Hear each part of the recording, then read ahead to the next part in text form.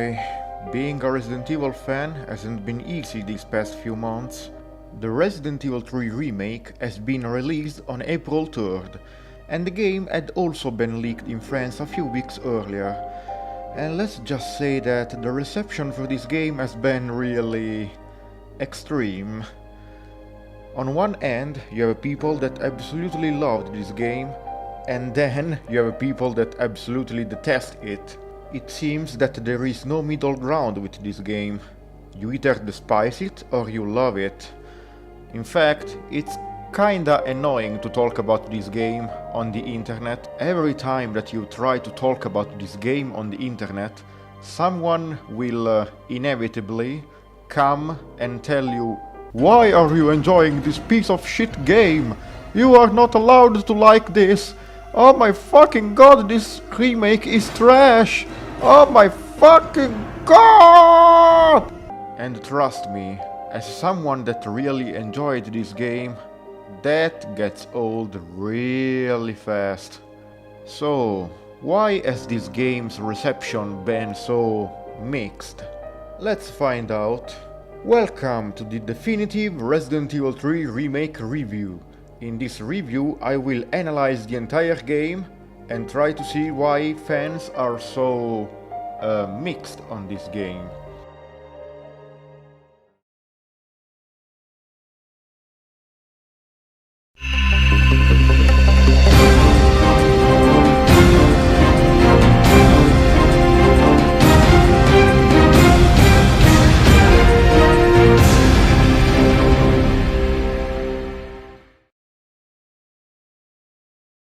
So, the first thing that you can notice when you boot up the game is the new Nemesis design, proudly facing you in the title screen. Nemesis in the original game looked more like a Frankenstein monster, with its stapled face and a huge black coat.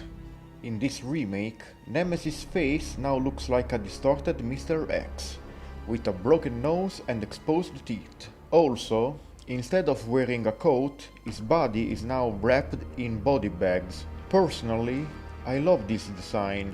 It looks less cartoony and fits the more realistic tone of the remake's timeline. Also, the fact that you can actually tell that he was a normal tyrant before being injected with the parasite is very cool. Let's be honest here, in the original game, Nemesis really did not look like a tyrant at all. So, this new design is very different to the original game. Keyword here is different. If there was a word that could describe the remake, different would be very appropriate. Because this game is nothing like the original. It's completely different compared to the original. In fact, I'd say that this is a complete reimagining of the game. It's really not as faithful as the Resident Evil 2 remake was. If I had to describe this game, it would be, what if Resident Evil 3 had a son with Resident Evil 4? The remake honestly feels like a mix between Resident Evil 3 and Resident Evil 4. The level design in the remake is much more similar to Resident Evil 4 level design.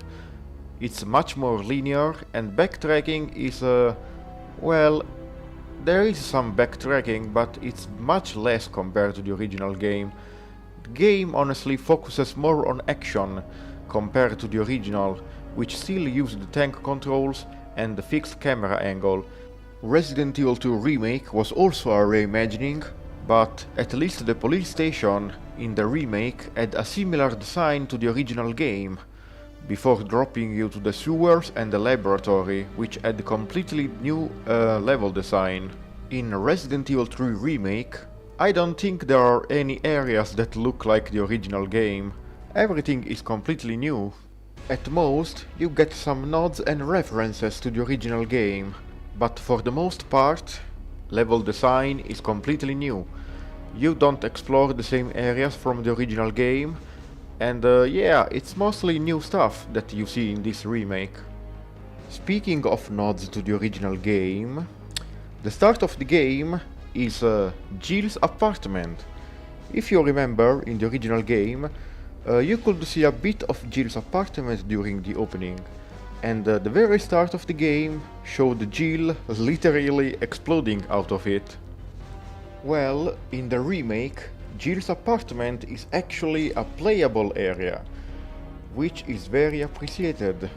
The opening in the original game always felt kinda random, like, why did Jill's apartment explode? The game opens with a beautiful opening, reminding us of the Resident Evil 1 glory days, using live-action actors to show us the explosion of the pandemic in Raccoon City. We also get some really creepy ads by Umbrella, and even cooler, we get to see Nemesis actually being made, which is fucking awesome. I always wanted to see this in the original game. I absolutely love this opening. It's completely different to the original opening, which showed us the UBCS soldiers' downfall, but it still works great at setting the tone. It's kind of a shame though that we didn't get a remade opening from the original game. Then, when the game actually starts, you are in first person. Hold on, I think I might have inserted my Resident Evil 7 disc instead of Resident Evil 3. Nope, this is Resident Evil 3. In a cool twist, we start the game in first person, so we can take a closer look at Jill's apartment. It's also a nice nod to Resident Evil 7. And let me tell you, they really nailed the atmosphere during this part. The atmosphere is incredible. The sound of the rain coming from the window, the static of the TV. This part is legitimately creepy. One cool Easter egg is that you can actually see Nemesis' silhouette during a few frames on the TV. Anyway, you make your way to the bathroom, and then you find out that this is not the real world, this is a nightmare. It seems Jill has got a bad case of PTSD from the Arklay Mansion incident. This part is really cool and foreshadows Jill's infection very well. Jill is fucking amazing in this game. She's not only badass, but also shows vulnerability thanks to great scenes like these. After the disturbing scene in the bathroom, we wake up in the real world. You can hear police sirens in the background. You know something is wrong down there. It seems that Jill has been stuck in her house for a long time. Apparently, Jill got put under house arrest by Chief Irons. If you read the files in the apartment, it's clear why. Jill has been investigating Umbrella on her own, trying to find anything that she can use against them. Most of the evidence got blown up with the mention in Resident Evil 1, unfortunately. This area is so cool and has got some amazing things you can inspect. There are even photos of Annette Birkin from the Resident Evil 2 remake on the wall. Honestly, this opening is very strong and I love it very much. After you go inside the bathroom again, you will see Jill reassuring herself that this is not another nightmare, it's the real world. And after this realization has set in, we finally switch back to third person. After receiving a phone call from Brad, we finally are introduced to the big boy Nemesis. Yeah, in this game, Nemesis is introduced much earlier compared to the original game. This starts the first real gameplay segment of the game, a scripted Nemesis chase through the building. A lot of people don't like the fact that he shows up so early. Personally, I'm indifferent to it, doesn't ruin the game for me, and some of the scripted sequences are absolutely badass and a joy to watch on the first playthrough. They also can be skipped very quickly on subsequent playthroughs. But I understand the complaints. Hold forward to win is just a glorified cutscene, it's not real gameplay. Still, the whole sequence is so cool that it doesn't matter that much in the grand scheme of things. By the way, this is when a really weird change happens. For some reason, Jill loses her samurai edge during the apartment chase, and later finds a normal Glock to use as her main gun through the rest of the game. I don't know why they did this. It's really weird, considering the original game had no problems with using the samurai edge. The only thing I can think of is that in the remake, the same upgrade system from Resident Evil 2 Remake is in, and maybe the samurai edge can't be upgraded with extended magazines and laser sights? I don't know. By the way, a lot of people for some reason are really angry with this scene.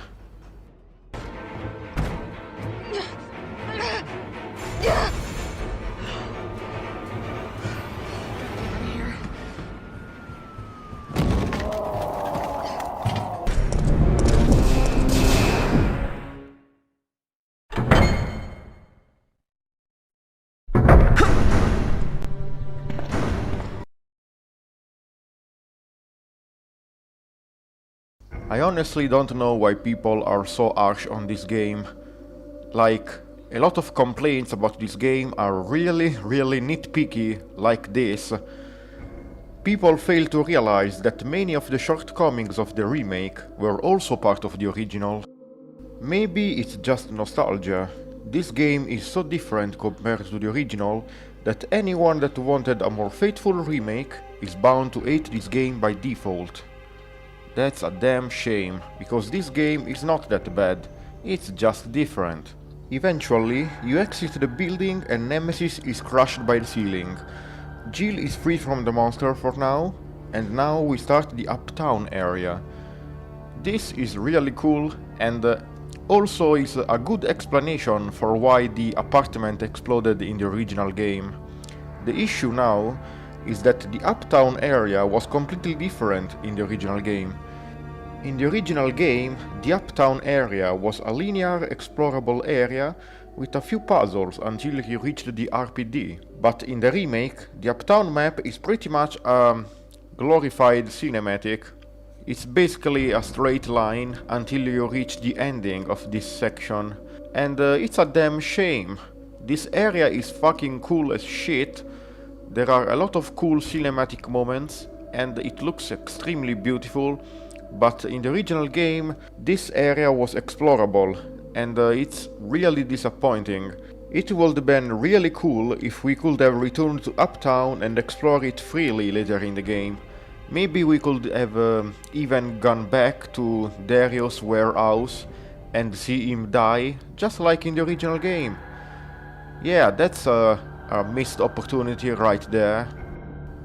Well, at least what they did with Brad is pretty awesome. You meet with Brad in Uptown, and together with him you take refuge in the bar from an horde of zombies.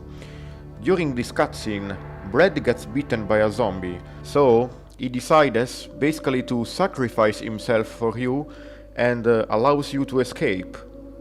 This is an amazing moment of redemption for his character, and I very much enjoy it. Again, this is another really nitpicky complaint, but a lot of people are angry that Nemesis does not kill Brad in this remake. And actually there's an explanation for it in the remake. Later in the game you can find a file that says that Nemesis can basically recognize people that are infected. Since Brad gets infected at the very start of the game, Nemesis stops pursuing him early and focuses on Jill instead. Well, people hated this change. They say that this makes Nemesis a complete failure, since he didn't manage to kill even one STARS member. And to that I say, what the fuck are you talking about, dude? Guys, we need to talk. Nemesis' intro in the original was really cool, on that I agree. But Nemesis was not scary because he killed Brad. He was scary because he was imposing and fast, while the player was stuck with slow and clunky tank controls. By the way, Brad was also bitten in the original game as well. He was already infected, he would have died regardless of what Nemesis did.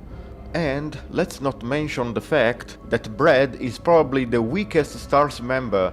Yeah, he's so weak and pathetic that he's basically a free kill for Nemesis. Killing him is not an accomplishment for Nemesis. So, overall, I'd say that Brad is good in the remake. I wish I could say the same for Dario. In the remake, he's just an asshole that you encounter for a few seconds and that's it, really.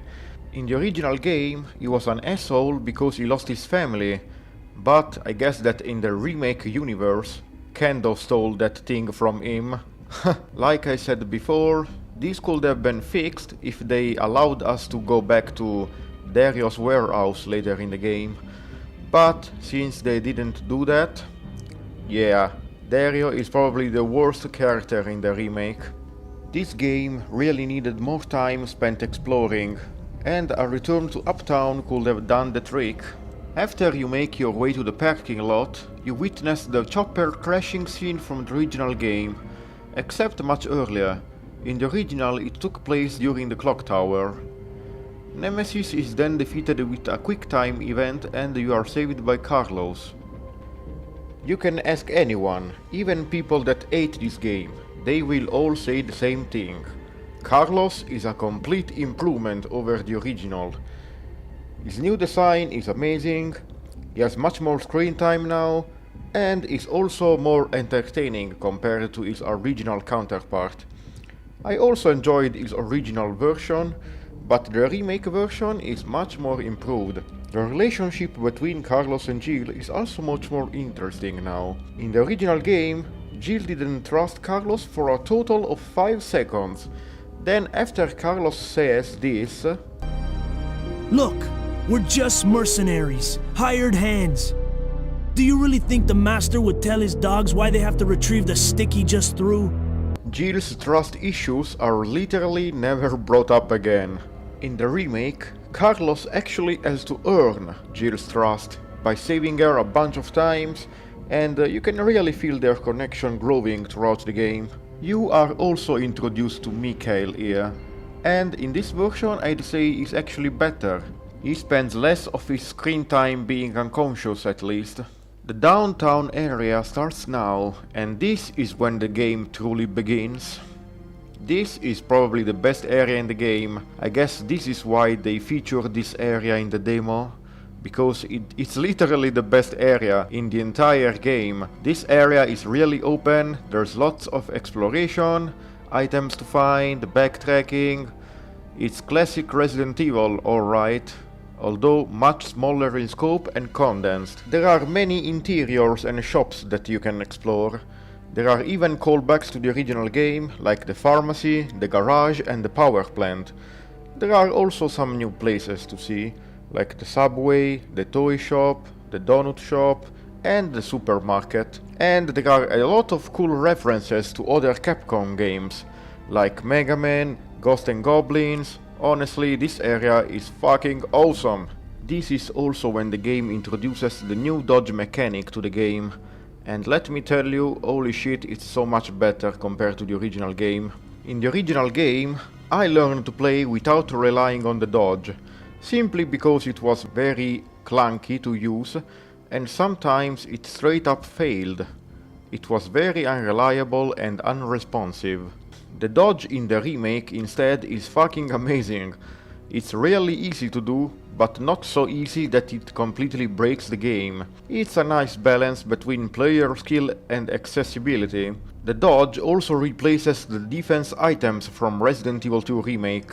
Having both of them would be definitely overkill, since you would pretty much never take damage with both of them. Speaking of the knife, now that it's no longer a defense item, it's no longer got a durability bar, which is very nice. Jill also has got a unique stabbing animation for the knife, which I was told is a reference to Resident Evil 5.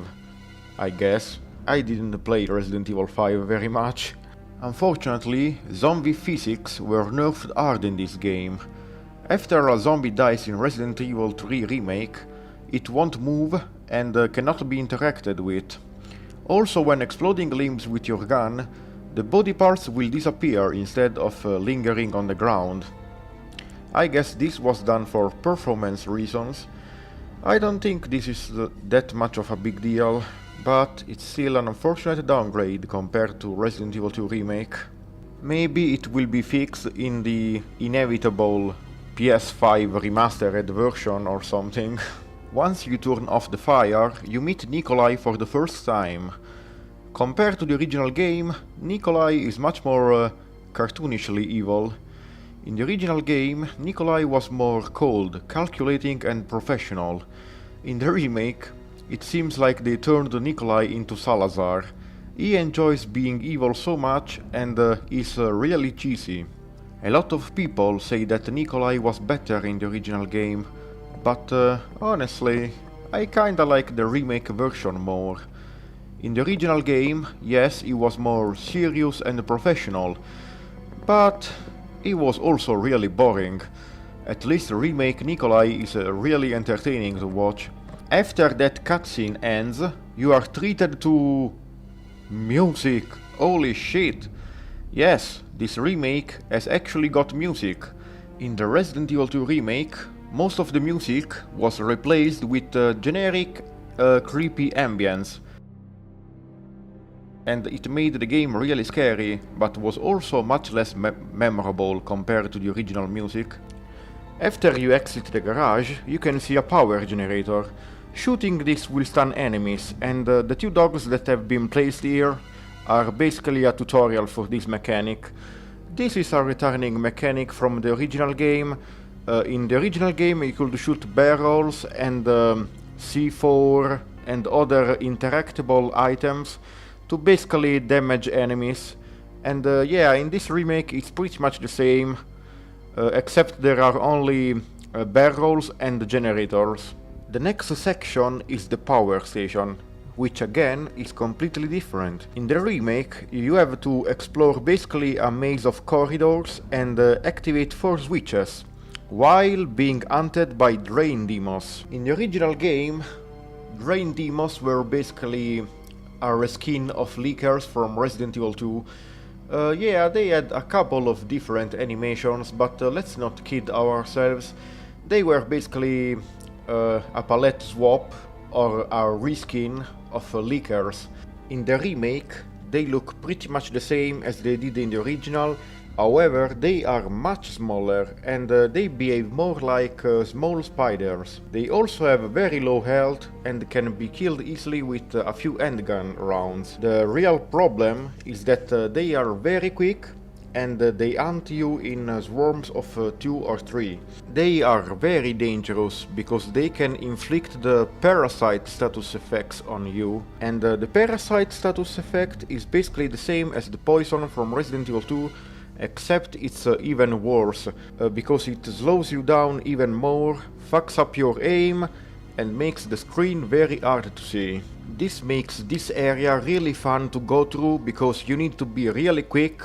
You can't afford to stop even 1 second, the drain demos are really hard to dodge, and you can't afford to be hit because if you get hit by the parasite status effect, you are basically fucked. Healing the parasite status effect is pretty easy, you just need to use any healing item that contains a green herb, but especially on harder difficulties, if you get hit with the parasite status effect, you will be so slow that you will probably die, so it's really dangerous. This area is really cool, I like it, but again, just like the other parts of the game, this area is really best on harder difficulties.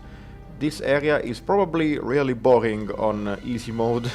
Now, you might ask yourself, why did they replace the poison status effect with the parasite status effect, since they are so similar? And I think I have an answer to that. In Resident Evil 2 Remake, blue herbs had an additional effect of increasing your defense when used together with a red herb. This effect was really powerful, so they probably didn't want you to use this effect with the dodge. So what they did is remove blue herbs and basically replace the poison status effect with the parasite status effect, which can be cured with just green herbs. This part honestly is really fun, especially when doing a speedrun, but it's kinda underwhelming also. I think it would have been much better if the maze that you are in was a bit longer and also more complicated, because it's really easy once you look at the map. Actually, it would have been really great if they disabled the map for this area. Would have made things even more intense. Also, one more disappointing thing is that Drain Demos never show up after this part of the game. It would have been really awesome if they showed up at the clock tower or maybe the laboratory at the end. There's even a concept art that you can unlock in the game that shows a Drain Demos nest in the labs at the end of the game. I guess that didn't make the cut, unfortunately. And again, the fact that they never show up again makes their inclusion feel less natural and more scripted. This is somewhat of a problem in this game. The city in this game is beautiful and it's really atmospheric, but it feels a bit less alive compared to the original game, because in the original game there were a lot of different enemies that could appear thanks to the random number generator. So yeah, this game feels much less dynamic and more scripted. Well, after you finish the power station, you just need to go to the subway company and select a route for the train. And when I played this section, I was like, wait, that's it? I'm already done with the city? And this is because in the original the trolley needed like 3 or 4 pieces to be completed, and yeah, that was really disappointing to me, that you need to only do 2 things to repair the train. Well, fortunately you are not really done with the city, it's just something to trick you into thinking that. So, after you finish the power station, Nemesis' first encounter will begin, and let me tell you, this encounter is a goddamn masterpiece. They really nailed him here. This encounter is the only encounter in the game that feels really natural, not scripted, and it's really organic, just like Mr. X from Resident Evil 2. I'm not kidding, Nemesis really feels threatening during this encounter, and here is how his AI works. If you try to run away from him, he will start to sprint, and the speed of this sprint depends on your chosen difficulty. If you play on standard or lower difficulty, this sprint will be barely faster than his walk, but if you play on hardcore or higher, this sprint will allow him to reach you in like 2 seconds. It's absolutely insane how fast he is in Nightmare in Inferno mode. It gives him pure tension and adrenaline, a different kind of fear compared to the dread of Mr. X. You are supposed to use sound cues or turn the camera around your back, time your dodge, and sometimes Nemi will also jump in front of you, blocking your path and trying to punch you. If Nemesis lands a punch, you will be stunned, and you can mash buttons to get back on your feet faster, but if you are stun locked, you are basically dead. Nemesis can also grab you with his tentacle to slow you down, and if Nemesis grabs you, sometimes he can do an instant kill with some really cool animations, like for example, one animation as him killing you by making you eat his tentacle, like how he killed Brad in the original game, and another cool animation is him throwing Jill on the ground and crushing her head with his feet. It's really rare though, I didn't really see very much. Nemesis has got 2 weak points, his head and the device housing his heart on his chest. And one cool detail is that if you shoot that device too much, Nemesis will start protecting it with his hand. If you manage to down Nemesis, he will drop some supplies, just like in the original game. His first supply box contains an extended magazine for your handgun, And the second supply box appears after he starts creating parasite zombies. It contains a suppressor for your handgun. However, just like Mr. X, Nemesis won't stay down for very long.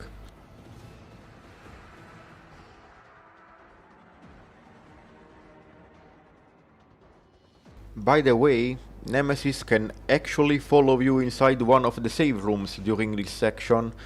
I won't spoil which one it is though, and it doesn't happen very often, it's actually a bit rare. And if you lose Nemesis, or enter a building without multiple exits, Nemesis will despawn by climbing a building with his tentacle. He will then spawn again in preset locations with a cool animation of him dropping down, sliding down a wall or opening a door.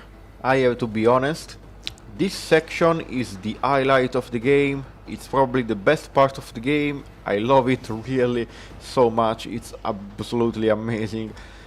Oh man.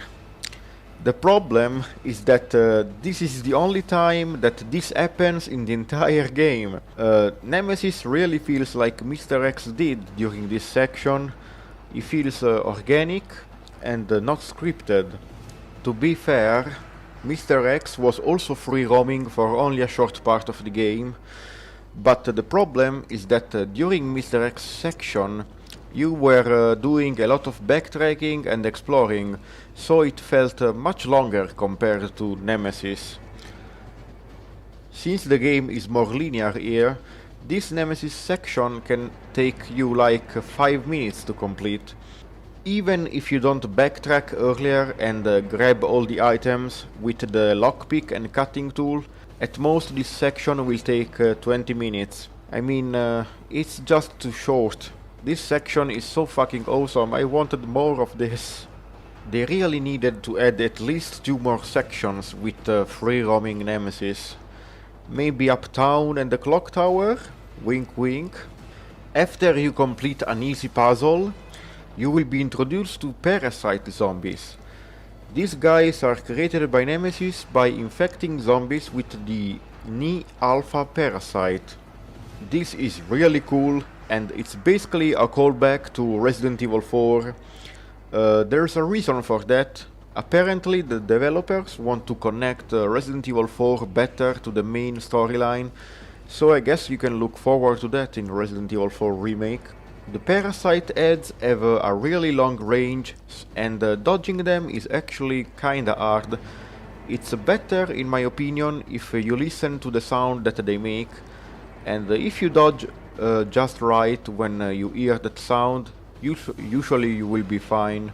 One thing that I hear often is that people are angry that Nemesis can be downed with just 1 grenade, and I don't think it's a big deal, because I realized that the developers wanted the grenades to be your oh shit button, and the grenades are basically used to reset the fight if you are in trouble, and this doesn't work in Inferno and Nightmare mode anyway, so who cares. Anyway, after you return to the subway, Nemesis' second encounter will start, and I'm not going to lie, it's kinda boring.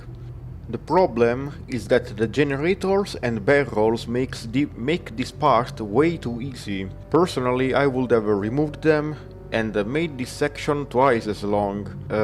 That way you would have had to actually fight Nemesis to get through this part. Also, Nemesis can't run while he's indoors, so this makes this encounter even more boring. And Nemesis actually drops shotgun shells during this encounter, and that's because Nemesis from this point on will stop dropping weapon parts, and that is really disappointing. This is so fucking stupid.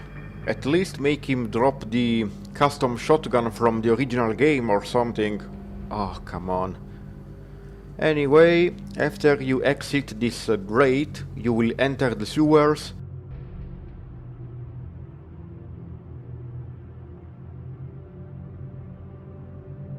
I kinda understand why reviewers are angry though. Like, after Resident Evil 2 Remake, Did we really need another sewer level? I'd rather have had another city section, or the clock tower, or anything else really. But at least the sewers in this game are really enjoyable.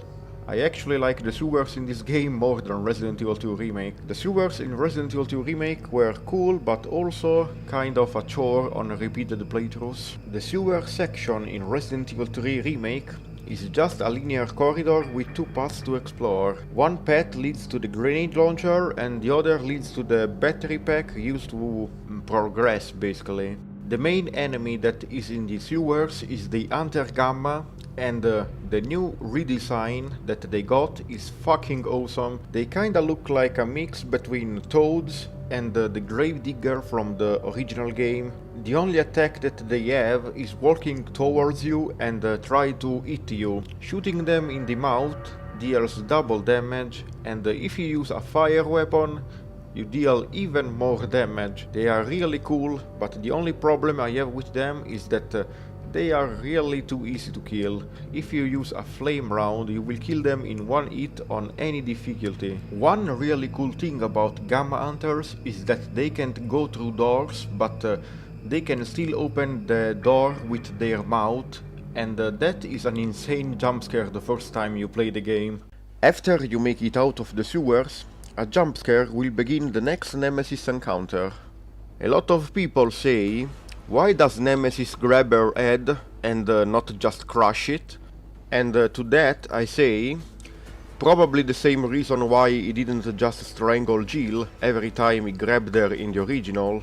The fact that Nemesis gets a flamethrower in addition to his rocket launcher in this game is fucking cool.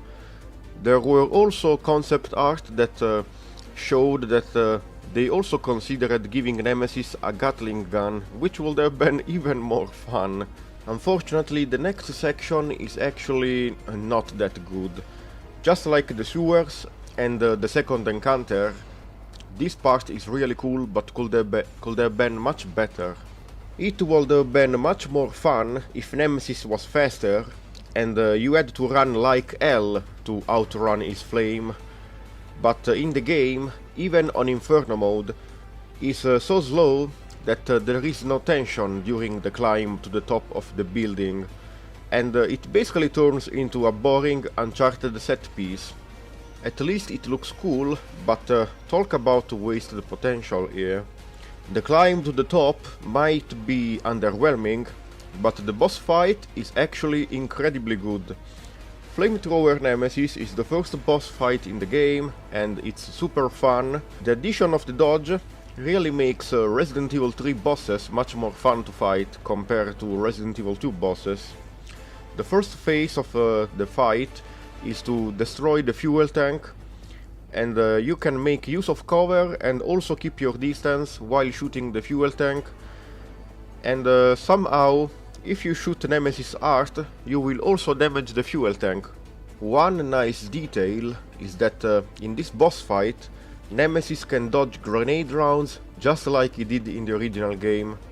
After you destroy the fuel tank, Nemesis will gain a speed boost, and he will start to charge at you really fast, particularly in Inferno mode. In Inferno mode, you have like 1 second to dodge his charge attack. It's so fucking fast, honestly. After you defeat Nemesis, Jill somehow manages to fall down the building without dying. I'm not going to lie, some of the cutscenes in this game are kinda dumb. I think they are preparing themselves for Resident Evil 4 Remake. The next part of the game is a recycled street from Resident Evil 2 Remake, and I actually don't mind. It's really cool to see this place from another perspective, and also without rain. You can also take a look at the parking garage of the RPD here, and you know what would have been really cool? It would have been really awesome if Jill could have entered the RPD from the garage, so she could have had her own RPD section. Anyway, you can actually meet Kendo in Resident Evil 3 Remake. In the original RE3, he was only mentioned in some files. His encounter foreshadows Resident Evil 2 Remake really well, and it's cool to see him interact with Jill. Still, This whole encounter is so short, I don't even know why they bothered, honestly. One really cool thing they did before the game launched is that they patched Resident Evil 2 Remake and added a letter by Jill in Kendo's gun shop, and that was really cool because it means that Jill actually stopped here in universe and wrote a letter for Kendo. This next part is absolutely great. First of all, this is literally the best cutscene in the entire series. Nemesis throws the broken flamethrower at Jill, literally unboxes a rocket launcher and starts to fire at Jill. I have no idea where he got that rocket launcher, I guess it was shipped with him, but still, holy shit, it's so cool. However, once again, it feels like I played a different game compared to the internet. People on the internet say that this part sucks because Nemesis is scripted, and what the fuck are you talking about? Again, it's not scripted. You are just in a linear path, but the rocket launcher Nemesis is a fully functioning creature with its own moveset and AI. You can even try to fight him, and you will notice that he has a different moveset compared to standard Nemesis. In fact, if you look in the game files, Nemesis and the rocket launcher Nemesis are different creatures. Nemesis can still sprint and punch, but he can also instant kill you if you get too close, with a cool point-blank rocket animation, and he can shoot you from afar with rockets that deal massive damage. He's so strong that I actually don't recommend fighting him, since he only drops flame rounds anyway.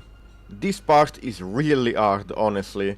You have to dodge zombies while worrying about rockets, and Nemesis can kill you super quickly, in harder difficulties at least. I guess if you play on standard mode or lower, this is going to be really boring. I think many of the people who said that this game is bad played on standard or lower difficulty.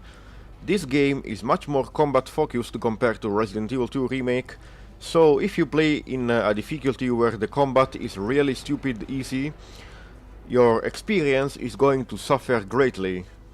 Unfortunately, the gas station from the original game was made into a cutscene, but I actually don't mind, because in Resident Evil 2 Remake we got a different gas station to explore, so I guess it would have been kinda redundant.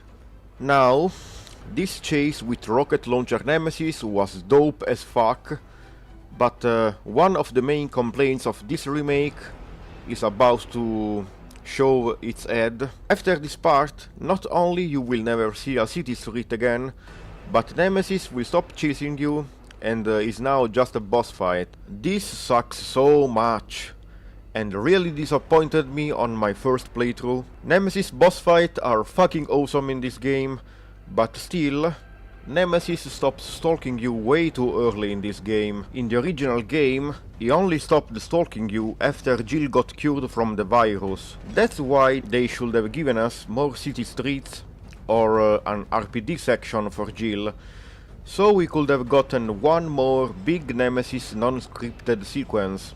The city also felt much bigger in the original game, because it was freely explorable and you did a lot of backtracking. The amount of city that we got in the remake is not that bad, but since it's more linear and there's less backtracking, it feels like the city section lasts much less. You can't even explore the streets out of the hospital, for fuck's sake. This is the biggest flaw of this game, unfortunately, but I got used to it. This next cutscene just shows how great the story in this game is. You can tell what everyone is thinking just by looking at their facial expressions. Honestly, this cutscene is great. Top-notch stuff right here. We see Mikhail is starting to realize that Nikolai might be the traitor that basically wiped his unit. Unfortunately, before Mikhail can say anything else, Nemesis shows up again and kills every survivor on the train. You know, The survivor's death could have been much more powerful if Jill actually saved them herself. As it is, sometimes I even forget they exist. Get off my train, shitbird!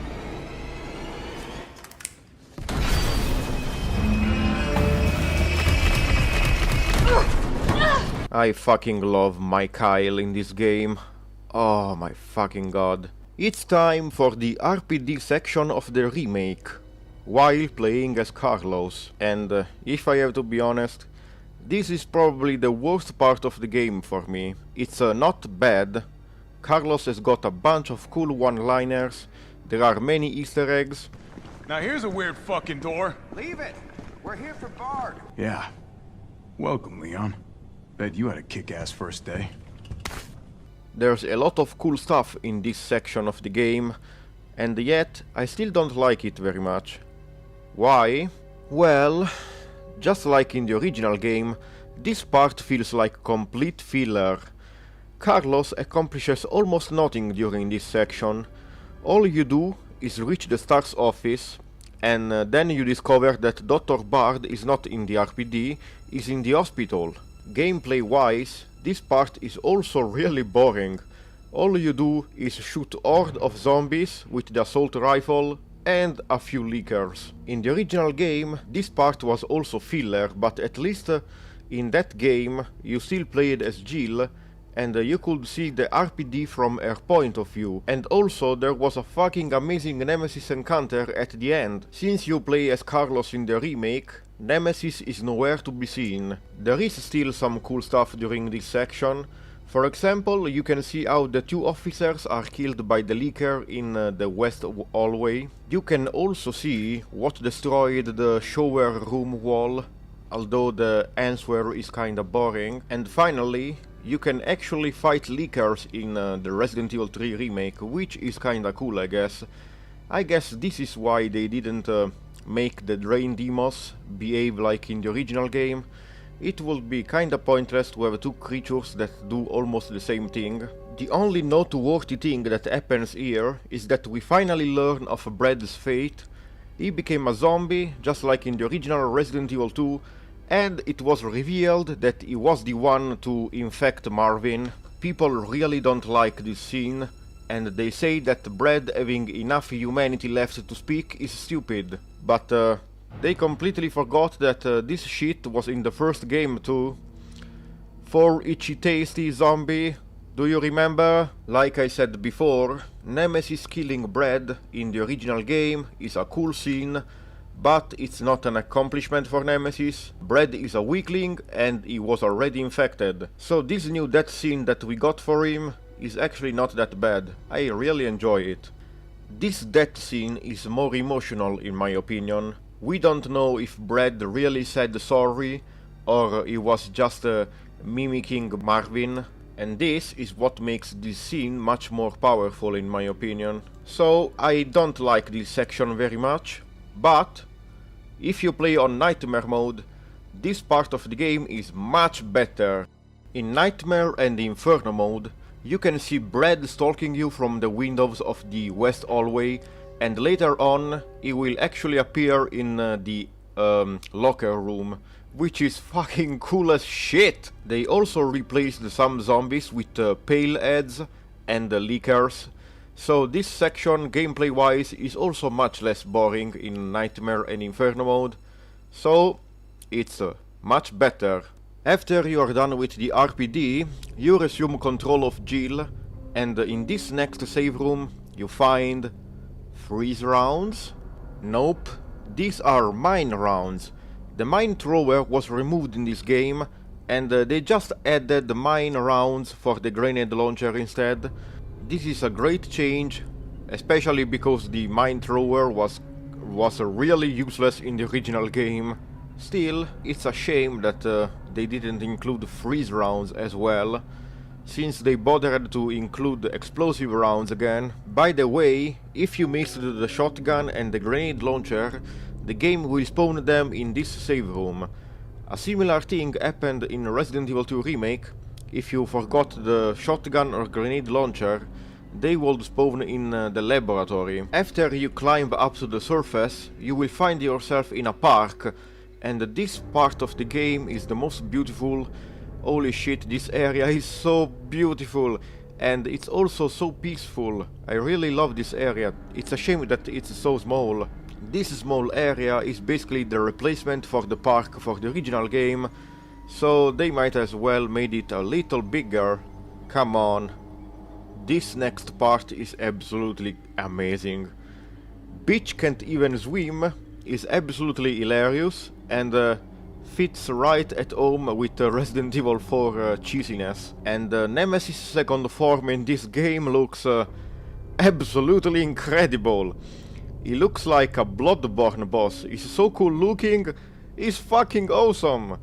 This form is basically the final boss from the original Resident Evil 3, except in the original game his face was completely burned by the acid, while in this game it's mostly intact. At first it felt kinda weird to see this form, but after I got used to it, I'd say that it looks really cool. The only problem I have with Doggo Nemesis is that he appears really too early. I would have preferred him to appear later and have a bit more of first form Nemesis. Especially because the whole appeal of Nemesis is that he's a tyrant that retains his intelligence when he transforms. And in this game, while Nemesis is still intelligent in his second form, he's also much more savage and brutal, which kinda makes him less appealing. So I would have liked to see first form Nemesis a bit more before we switched to this form. Still, this boss fight is probably the best in the game. Doggo Nemesis is super fast and deadly.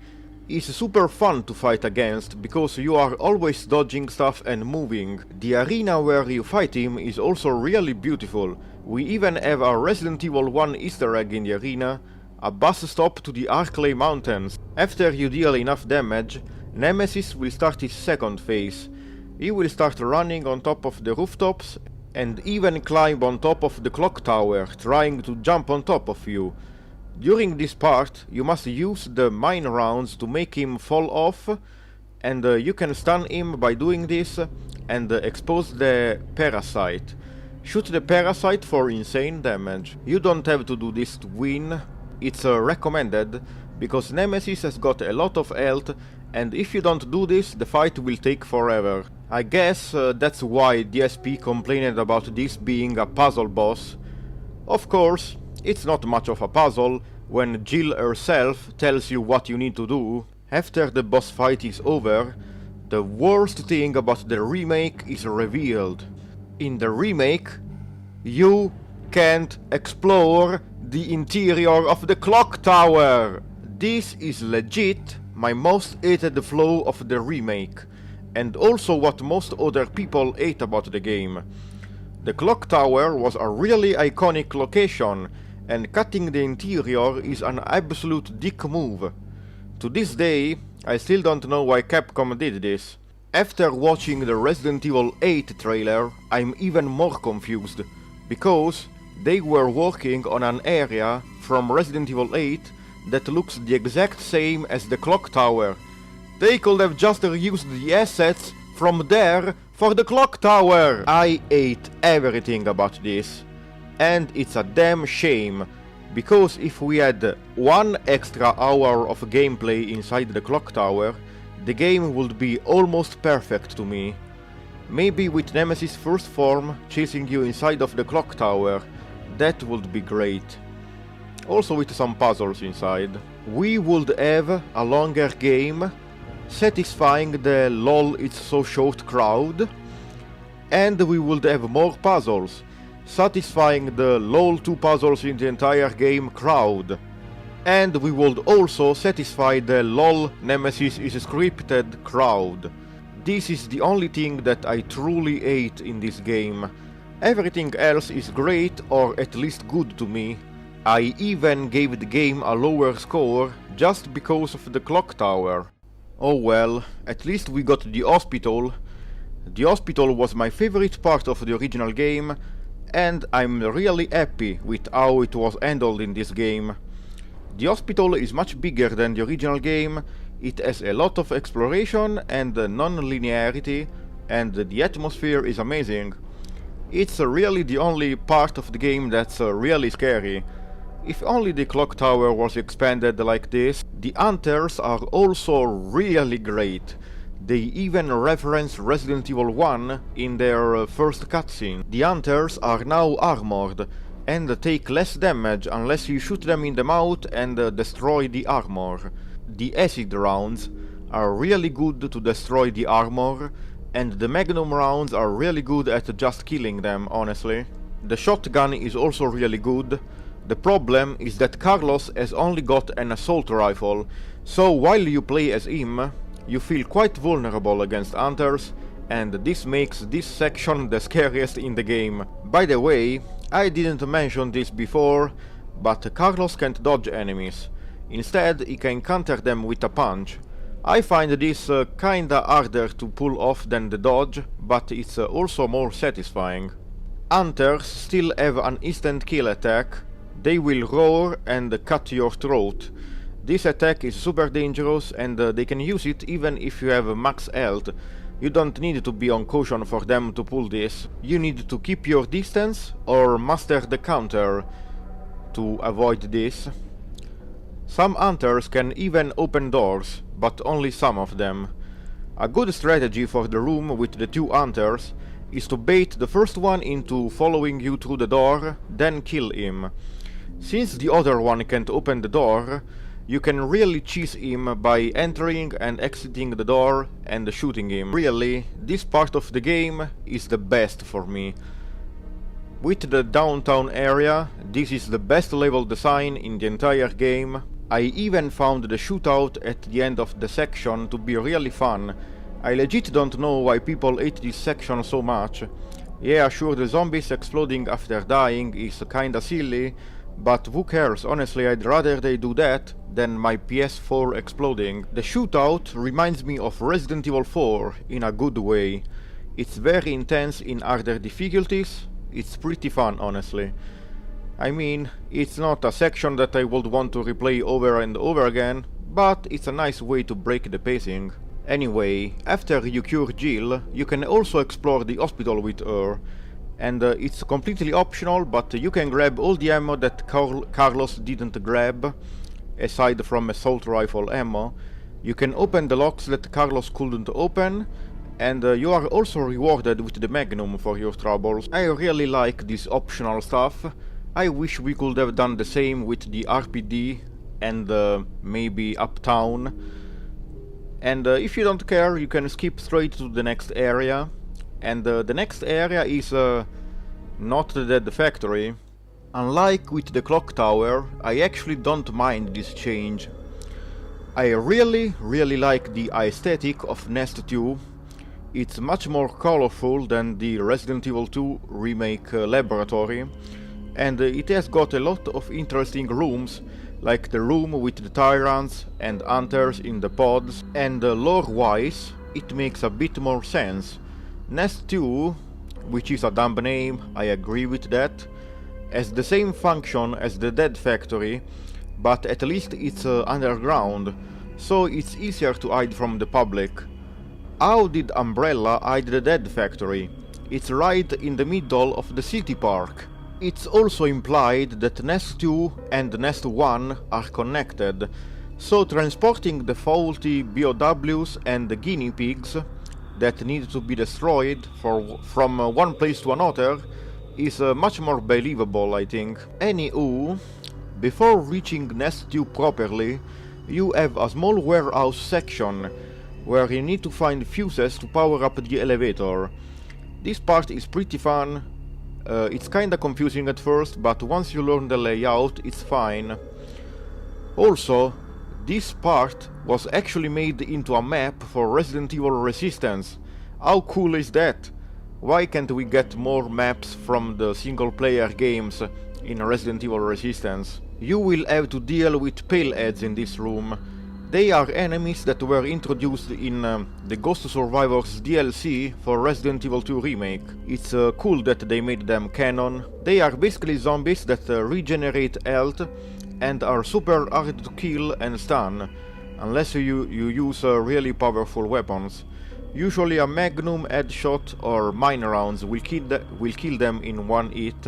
They remind me of naked zombies from the original PS1 Resident Evil trilogy, so that is great. Another really fun thing about this area is that you will encounter every enemy type in this area, because there are containers that are used to basically ship BOWs. Once you reach Nest 2 properly, you will find that its layout is very similar to the laboratory of original Resident Evil 2.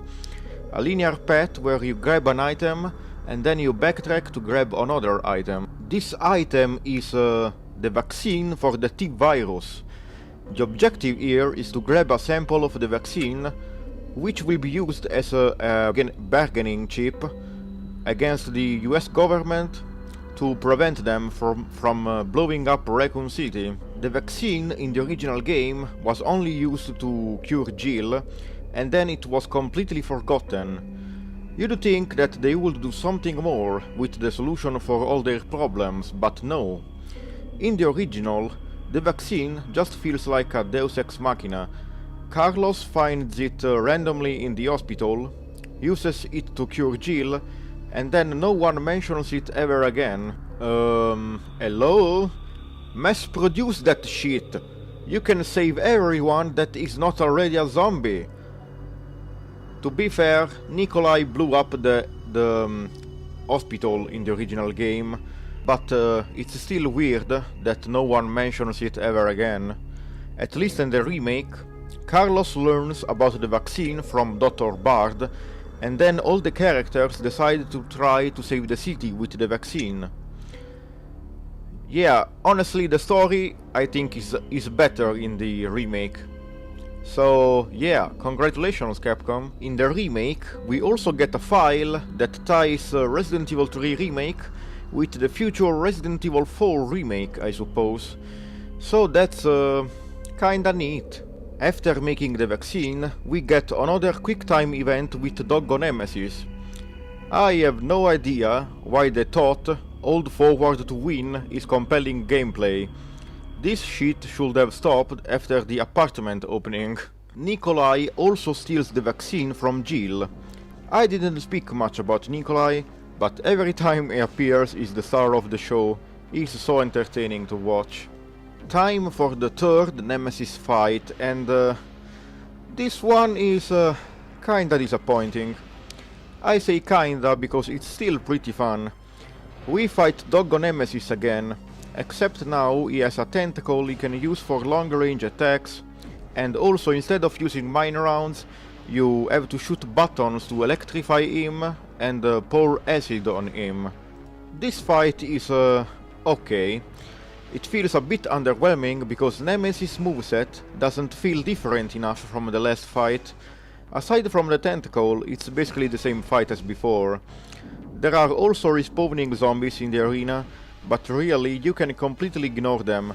Most of the time you can set up Nemesis to kill them himself, or just shoot them a few times, they have low health. Only on harder difficulties you must pay attention, because sometimes a palehead will spawn instead of a zombie, and that's kinda nasty. Carlos will also help you find Nemesis.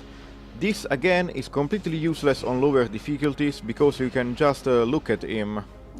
It's only on harder difficulties that it becomes useful, since you are usually distracted by the paleheads. And finally, we are at the final boss.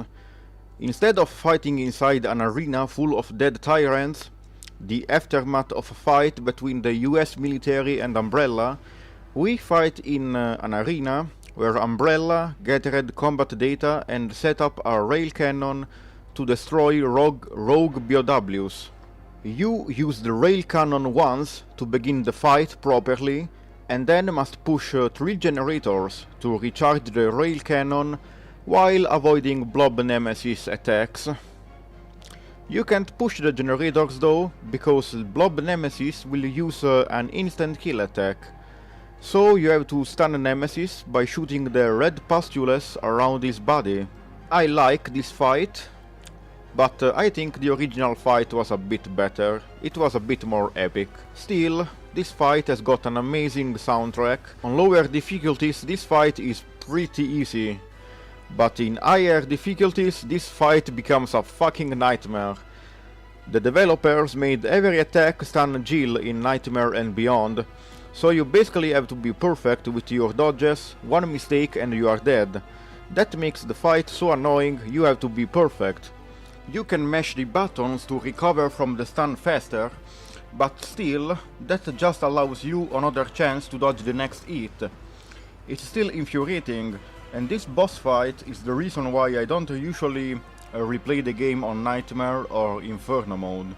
After destroying Nemesis one final time, Jill finally escapes the city on Chopper and leaves Nikolai to his fate. Did he die? We don't know. It's left ambiguous, just like in the original game. In the original game, the game had two endings, one where he dies and one where he survives. And we didn't know what ending was canon, so yeah, we still don't know if Nikolai is still alive. And before anyone says it, no, I don't care that Barry did not save Jill in the remake. It made no sense in the original anyway. How did Barry know where Jill was? Yeah, I don't care, it's not that important. And this is the end of the game. And it's time for the answer, I guess. Is this game good? The reason why I made this video in the first place is because everyone is treating this game like it's complete shit. They treat this game like it's big rigs, over-the-road racing or something. And no, that is just not true. Yes, this game is really good. The game is more action, more linear than the original game.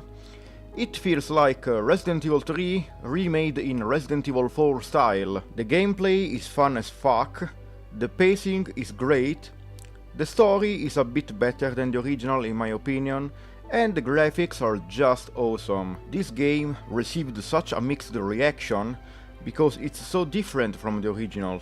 It's not the same RE3 that you remember. The original had a stronger emphasis on puzzles, survival, slower pacing, and also a scarier Nemesis. The action was worse, the dodge was worse, and some of the boss fights are better in the remake in my opinion. That's why I suggest playing both the original and the remake. They are both good games, and they both offer something that the other game can't.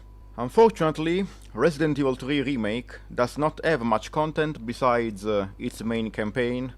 There's no Mercenaries, no epilogues, no RNG, no extra endings, but, surprisingly, it's still really fun to replay though. You have a shop where you can buy some pretty awesome weapons, like the Raiden, 3 costumes for Jill, one of which is pre-order, one hairstyle for Carlos, which is pre-order, attack, defense and recovery coins to customize your playthrough experience, and other cool stuff like the dodge manual and the reloading tool. These unlockables make replaying the game lots of fun, and also Nightmare and Inferno difficulties change the game just enough to make a second playthrough feel fresh. Also, even though everyone is saying that Resident Evil Resistance is shit, it's actually incredibly fun. If you have Resident Evil 3, try to give a try to Resident Evil Resistance. It's a really fun online game, even though it's really unbalanced at the moment. My final score for the game is an 8 out of 10. If this game had the Mercenaries, the Clock Tower, and some extra features like the RNG, the live selections, and a lot of other stuff that they cut, it would have been easily a 9.5 out of 10. Unfortunately, I can't excuse all the missing content, so I basically had to drop my score. So it's unfortunate. The original RE3 is still a bit better in my opinion. I'd say that the original RE3 is a 9 out of 10, but this remake is not that bad. So give it a try. Maybe, just maybe, if we are lucky, when Capcom releases this game again on PS5, they will add some extra content, just like they did for the PS2 version of Resident Evil 4 back in the day. But that's just a really nice dream right now. Hopefully this review will make people stop talk shit about the game, but I doubt it. And thank you guys for watching. This was really hard to edit. Reminds me of when I was editing Let's Teach Phil How to Play videos. If you guys like, I can do more videos like these, but only if you guys want it, because it's really hard to make these. Thank you guys for watching. I will see you guys next time. Please remember to subscribe, comment and rate this video, so I will feel like my effort was worth it. So I will see you guys next time. Enjoy this amazing song from the soundtrack of Resident Evil 3 Remake.